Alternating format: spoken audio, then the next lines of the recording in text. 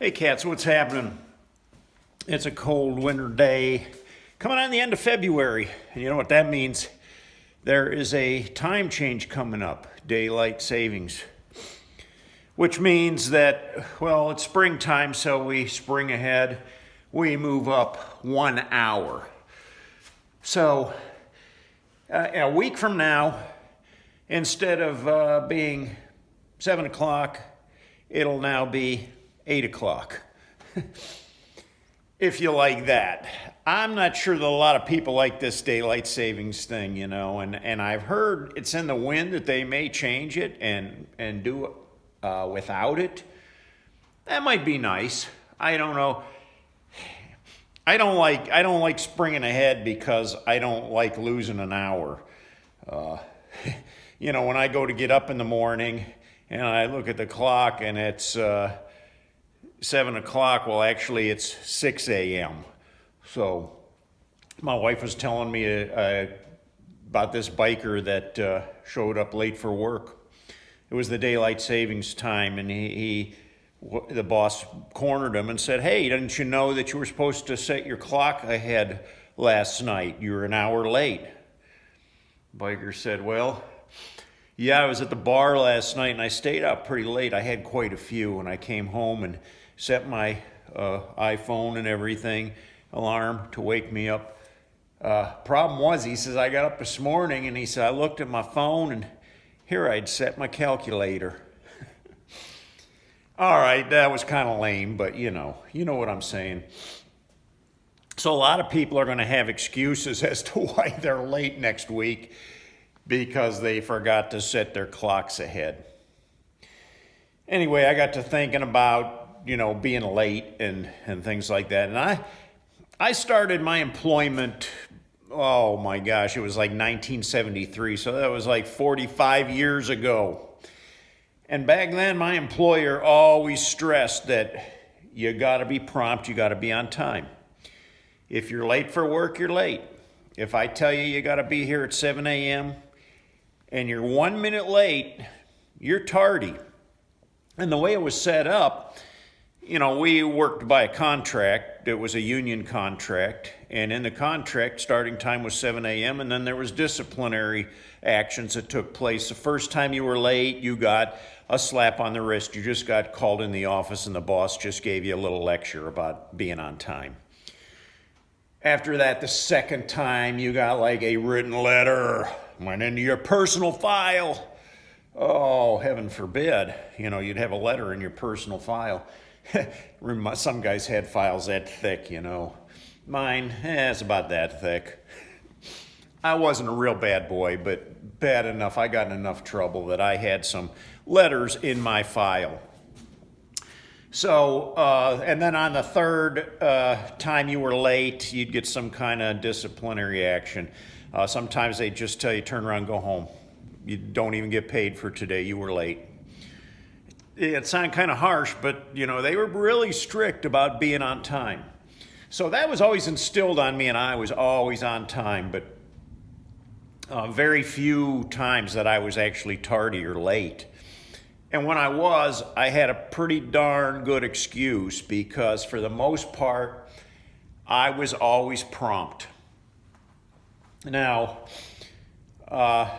as time went on, I got promoted into a management position, and that made it worse because now it didn't have to do with me being late, but anybody else that was late, it was up to me to do the disciplinary action. And boy, I hated doing that. I hated doling out, handing somebody a written warning or a letter and saying, hey, you got to sign this letter, you were tardy. And because some of the guys would get pretty ticked off, and I hated that. I mean, that's part of the deal with being a boss, But I'm just glad to be retired now that I don't have to deal with that anymore. V and I are always on time, though, whether it's a doctor appointment. We always give ourselves extra time, depending on the weather or whatever. We had to go up to Cleveland not too long ago. It was icy in the morning, so we thought, boy, we better give ourselves an extra hour because you never know what kind of traffic you're going to get into. And as it turned out, the roads weren't that bad at all. So we actually arrived an hour early, which is fine by me, you know. We just had to sit around, twiddle our thumbs for a while. But it worked out. We were still on time for our appointment.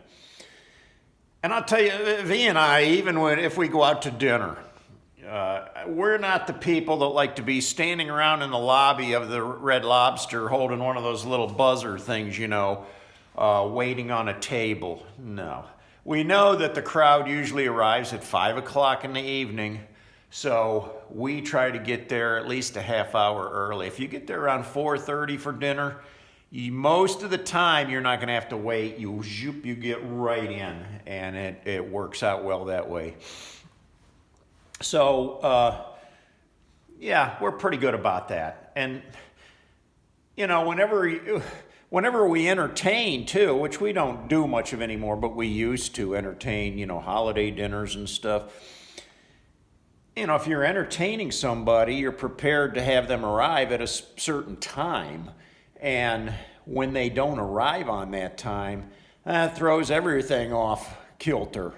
You know, you got food on the table, it's getting cold, and you're like, oh boy, here we go. And it causes frustration. So I think it's only in good character to be on time. I don't know. I know a lot of people are lackadaisical about that. As bikers, we all know what it's like having to wait for somebody. Oh, I always hated that. I'm there, I'm ready to roll. There's a dozen other people there ready to roll. But we gotta wait on Fred. He's not here yet. He said he's coming. I don't know where he is, but he should be here pretty soon. Let's give him 10 more minutes. And 10 minutes later, well, he's not here yet. Let's give him 5 more minutes.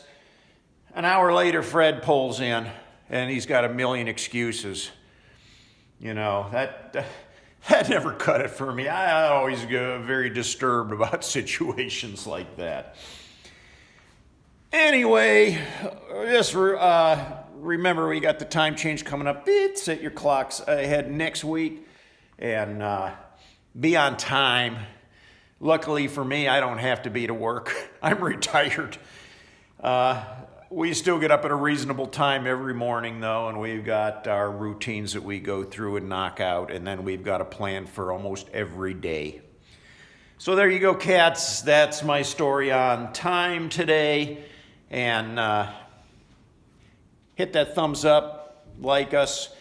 If you haven't yet subscribed, we would like to keep you entertained with a lot more videos coming up here. We post twice a week, every Thursday night and every Sunday night. And if you find us real enjoyable, tell your friends about us too. Well, thanks for your support, and till next time, guys, I'm looking for some warmer weather when I can get on the scooter and ride. It's right around the corner. I'm not taking her out yet because they just dumped a bunch of salt on the road even yesterday. And I know what salt will do to my ride, so it ain't going out on a salty road, I'll tell you that right now. All right, that's enough. I'm out.